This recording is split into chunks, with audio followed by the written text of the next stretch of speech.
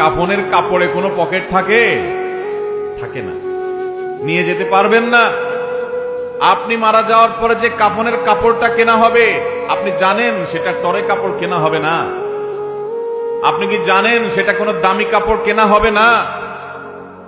কাপড়ের মধ্যে সবচেয়ে সস্তা কাপড় দিয়ে আপনাকে কাফন দেওয়া হবে। কারণ যাদের জন্য এই সুদের কারবার করে টাকার পাহাড় গড়েছেন, সেই সন্তানরাই বলবে, এবং তাদের বলাটা অযৌক্তিক না, যে এখানে দামি কাপড় দিয়ে লাভ কি, মাটির সাথে মিশে যাবে, নষ্ট হয়ে যাবে, কে দেখবে? দামি সাবান দিয়ে আপনাকে গোসল করাবে না। এই দুনিয়া থেকে কিছু নিয়ে যেতে পারবেন না, সব রেখে যেতে হবে। ভাগ বটরা করে ছেলে মেয়েরা খাবে, আর হারাম কামাই করছে না আপনি, জবাব দিতে হবে আপনার। আপনার চেয়ে বড় নির্বোধ কে আছে যে কামাই করবেন, চুরি করবেন যাদের জন্য, তারা কেউ আপনার চুরির দায় নিবে না। আপনার শাস্তি আপনাকে ভোগ করতে হবে, তারপর আপনি অপরাধ করছেন।